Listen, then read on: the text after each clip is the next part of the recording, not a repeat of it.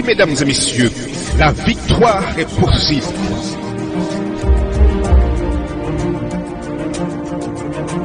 Ne perdez pas espoir.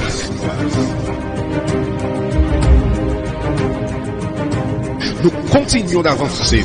La vie vous met à genoux, mais refusez de rester au sol. Il est vivant. Il est vivant. Il est vivant.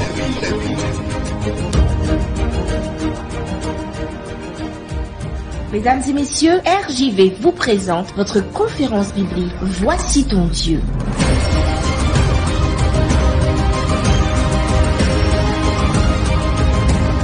Il est vivant. Chers auditeurs, chers internautes, mesdames et messieurs, avec vous, le pasteur Jean-Marie.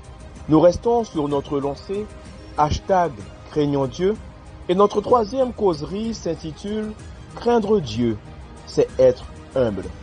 Prions le Seigneur.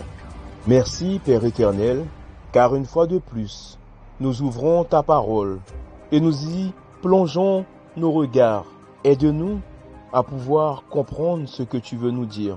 Pour cela, nous réclamons la présence de ton esprit, afin de nous guider tout au long de cette étude. Fais-nous du bien et que nous puissions reconnaître à travers ce moment le roi des rois que tu es, le Seigneur des seigneurs et le Dieu en qui nous devons mettre notre confiance. C'est dans le doux nom de Jésus que nous t'avons prié. Amen. Alexandre le Grand était un roi et un conquérant puissant. Et bien qu'il ait vécu avant l'époque du Christ, environ 300 ans auparavant, sa réputation perdure encore aujourd'hui. L'histoire nous apprend qu'il a conquis tout le monde connu d'alors. En fait, on raconte que lorsqu'il a atteint l'Asie, il se rendit compte qu'il n'existait plus d'autres pays à conquérir et il se mit à pleurer. En plus d'être un grand conquérant, c'était un dirigeant compatissant. Chaque année, il instaurait une journée particulière qu'il appelait le jour de compassion. L'anecdote veut que ce jour-là, il choisissait au hasard diverses personnes dans son royaume qu'il autorisait à venir le rencontrer pour lui présenter leurs requêtes particulières. Elles pouvaient demander tout ce qu'elles voulaient ou ce dont elles avaient besoin. Alexandre le Grand le leur accorderait. La plupart demandaient de la nourriture, des vêtements, de l'argent pour des remèdes, de l'argent pour construire, aménager. Cependant, une année, un homme osa demander beaucoup plus. S'adressant au porte-parole du roi, cet homme fit la requête suivante. Pouvez-vous, s'il vous plaît, dire au roi que je veux un immense palais, ainsi que... Mais avant qu'il ne poursuive, le porte-parole du roi l'interrompit. Irrité, fâché, vexé par cette demande, il dit à l'homme, « Quelle impertinence! Ne vois-tu pas tous ces gens qui demandent de la nourriture, des vêtements et des remèdes? Comment oses-tu penser que tu puisses demander un palais au roi? » Cependant, l'homme poursuivit, « Je veux un palais avec une salle de réception, afin d'y organiser une fête, parce que j'ai beaucoup d'amis. Et je veux un palais qui soit bien meublé, ainsi qu'un repas spécial qui y soit préparé. » Toutefois, le porte-parole, de plus en plus en colère, l'arrêta à nouveau en criant, « Je refuse de demander cela au roi.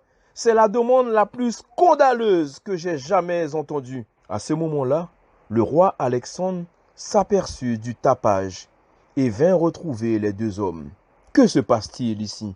Que désire cet homme? Demanda-t-il à son porte-parole. Celui-ci se retourna à contre-cœur vers le roi et s'avança, murmurant à voix basse afin que seul le roi puisse l'entendre. « Ô roi, j'ai peur de vous le dire. Je ne peux croire que cet homme soit aussi déraisonnable et déraisonné.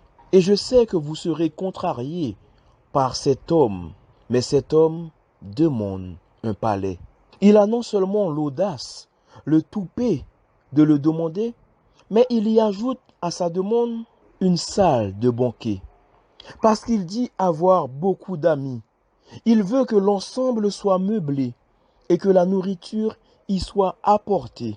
Je suis vraiment désolé, ô roi. Je sais à quel point cette requête est insensée. Aussi, j'ai essayé de lui faire demander quelque chose de plus sage, mais il persiste.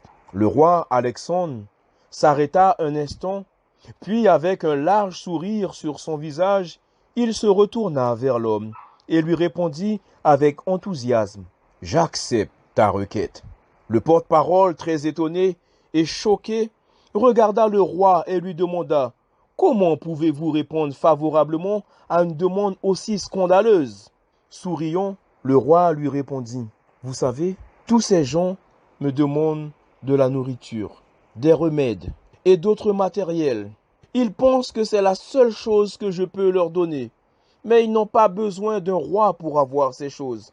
N'importe quel personnage influent peut le faire pour eux. Mais cet homme-là, il est le premier à me donner l'impression d'être le roi que je suis.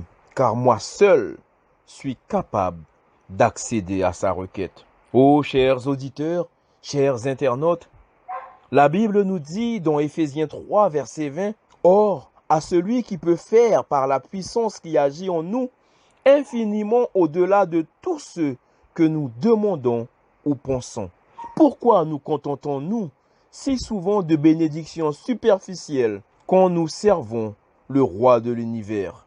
Dans l'Ancien Testament, Moïse est reconnu comme le modèle de l'humilité parce qu'il a mis sa confiance en Dieu et a vécu en étroite communion avec lui. Moïse était un homme très humble, l'homme le plus humble que la terre ait porté. L'origine latine de notre mot humilité peut nous aider à nous débarrasser d'une fausse idée de l'humilité. En effet, l'humilité vient du latin humus, qui se traduit par terre, sol. Le mot humus est passé directement en français pour désigner la couche superficielle du sol, très féconde, qui accueille la semence pour lui faire porter du fruit. On comprend alors que l'humilité chrétienne est cette qualité d'ouverture qui permet aux croyants d'accueillir la parole de Dieu avec joie, comme une semence qui donne à sa vie une dimension nouvelle.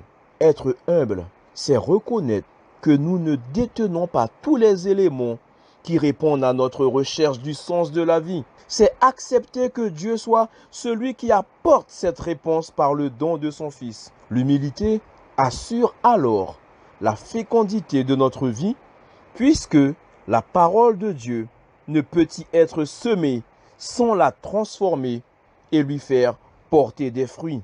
Être humble, c'est reconnaître que ce que nous sommes est l'œuvre de l'amour de Dieu et de l'accueil de l'Évangile. Craindre Dieu, c'est être humble. Et l'humilité implique beaucoup de sacrifices, dont la soumission de ma volonté à celle du Christ, pour vivre uniquement pour lui. Si on pose la question à une chenille, veux-tu devenir un papillon? Si sa réponse est positive, elle devra passer par un processus appelé métamorphose. Permettez-moi, mes amis, de vous poser une question. Voulez-vous devenir des citoyens du ciel?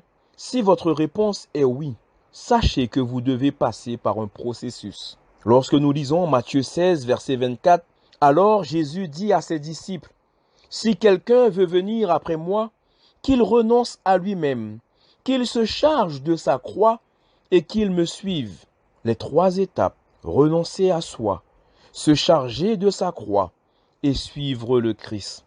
Nombreux sont ceux qui veulent gagner le ciel, mais sans aucun sacrifice. Avez-vous déjà vu un cycliste engagé dans le Tour de Guyane ne pas adopter un mode, un style de vie pour viser la victoire?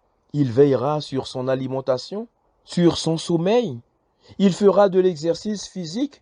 Durant la compétition, il y aura des chutes.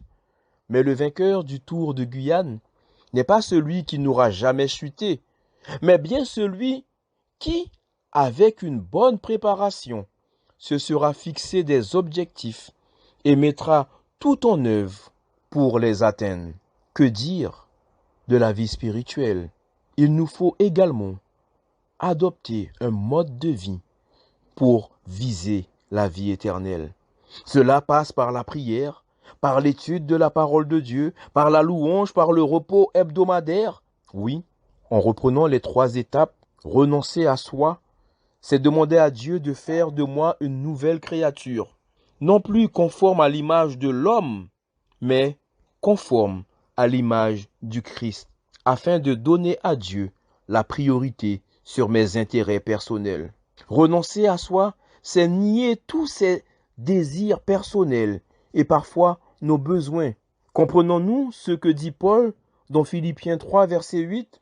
Et même, je regarde toute chose comme une perte à cause de l'excellence de la connaissance de Jésus-Christ, mon Seigneur, pour lequel j'ai renoncé à tout et je les regarde comme de la boue afin de gagner Christ. La deuxième étape, se charger de sa croix, est une métaphore qui signifie s'engager sur le chemin du calvaire de Golgotha, accepter le défi d'être accusé, jugé et condamné sans être coupable, tout comme le fut le Christ.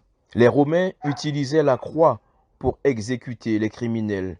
Un criminel condamné à mourir, crucifié, prenait littéralement sa croix, ou au moins la barre horizontale de sa croix, et la portait jusqu'au lieu de l'exécution. Le chrétien qui n'accepte pas le défi de se charger chaque jour de sa croix n'est pas digne de suivre Jésus, parce qu'il n'y a pas de gloire sans croix, tout comme il n'y a pas de résurrection sans mort. Le troisième aspect, suivre le Christ. Le mot suivre signifie marcher à la suite de quelqu'un. Craindre Dieu, c'est être humble. Et cette humilité m'apprend à vivre la vie du Christ par la prière, l'étude de la Bible, le service, l'obéissance et la dévotion quotidienne. Suivre Jésus signifie marcher dans l'empreinte de ses pas, marcher avec lui.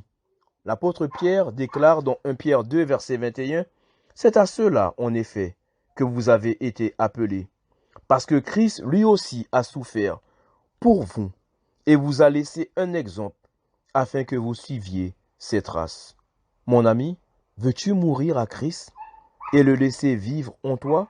Demain, nous verrons que craindre Dieu, c'est l'amour à double sens. Prions le Seigneur. Merci, Père éternel, de nous avoir parlé à travers ce message.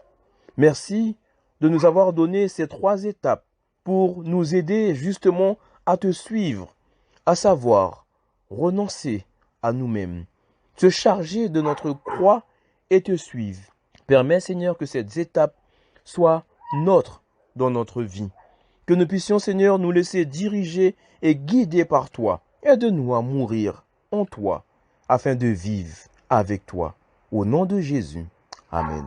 C'était votre conférence biblique « Voici ton Dieu ». Si vous avez besoin d'un éclairage, si vous voulez connaître davantage, si vous avez une question, l'équipe « Voici ton Dieu » est à votre disposition. N'hésitez pas à nous contacter par WhatsApp ou SMS au 06 94 233 352, 06 94 233 352, ou alors par mail à evangiledevie.bible@gmail.com, evangiledevie.bible@gmail.com. Nous vous remercions de votre écoute et à bientôt sur RJV.